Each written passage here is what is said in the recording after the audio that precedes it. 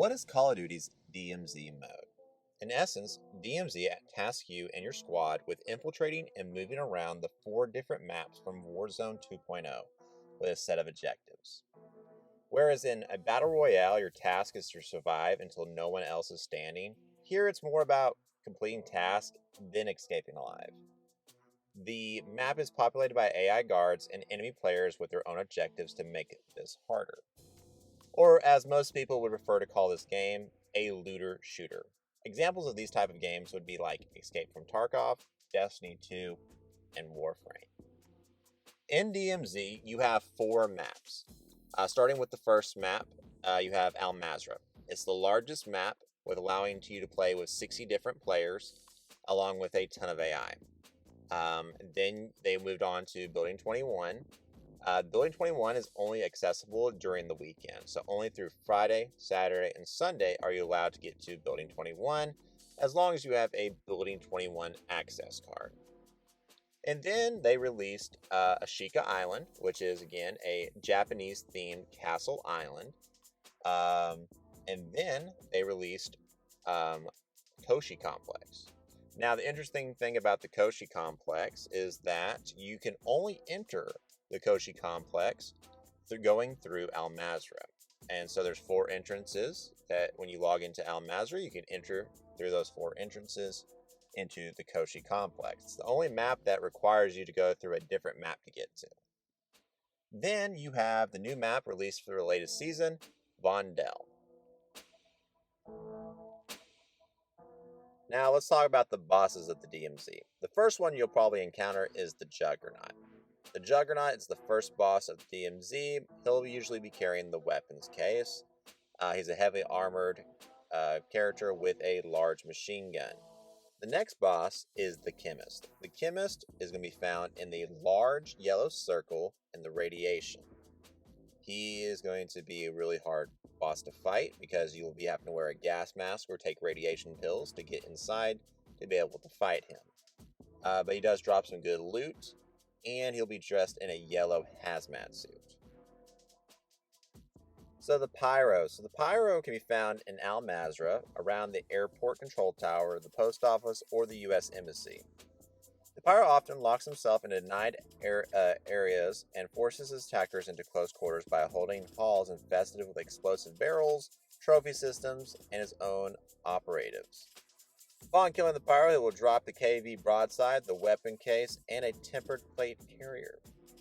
The reason that he's a boss is he's a warlord, and he does have a ton of stuff. So he has a riot shield, KV broadside that shoots flames. It's called the Dragon's Breath slug. The next boss on our list is the Scavenger. Now, this is one that you may not run into quite a lot because he only goes where dead operators are. So a lot of times, if you double back, let's say you fight a team, and you leave their bodies, if you double back, the Scavenger might be there later in the game. And the reason for that is that the Scavenger he goes and he basically scavenges and picks up dead players' weapons and gear. And so that's why it's always a good idea to kind of keep an eye out for him, because he could have a lot of cool stuff on him. He also will have a gold skull and a lot of other equipment too that comes with it, along with his Scavenger backpack. Next up, we have the Bomb Maker. He might actually be the weakest in the entire boss list, and the reason for that is that he personally doesn't have a lot of health, and he doesn't deal a lot of damage. The problem is that he's in the castle on Ashika Island, and it's surrounded by sentry guns, bombs, tripwires, trophy systems, and a ton of AI. So it's not him personally, it's an issue. It's all the equipment and all the AI that surround him. Plus, he also controls a Wilson that you have to hack before you can even get into the castle. Next up, we'll have the Sniper from Koshi. So he is basically a sniper using boss. He'll be able to shoot you from all across the room. The only way to get to him is through some traps and shooting him. As closer you get to him, the further back into the traps he gets. So it's better to have maybe 2 people rush him, try to get under the traps, and 1 person snipe him from far. He's a hard boss to deal with. He takes a lot of damage, plus all the traps and other AI that surround him. Now, you can't talk about the sniper without talking about the rhinoceros. So that's a character that has a riot shield, a golden desert eagle, and hits like a truck. He is after the juggernaut, probably the second at having the most health and taking out and giving out the most damage. He is hard to take down, and he hits like a truck. One of the hardest bosses that you'll have to fight, and you have to be able to take down both the sniper and the rhinoceros, so it's a tandem. Take down the rhinoceros first, and then you got to go after the sniper. And our last boss that you'll have to deal with comes from the new map Vondel, and it's called the Bullfrog.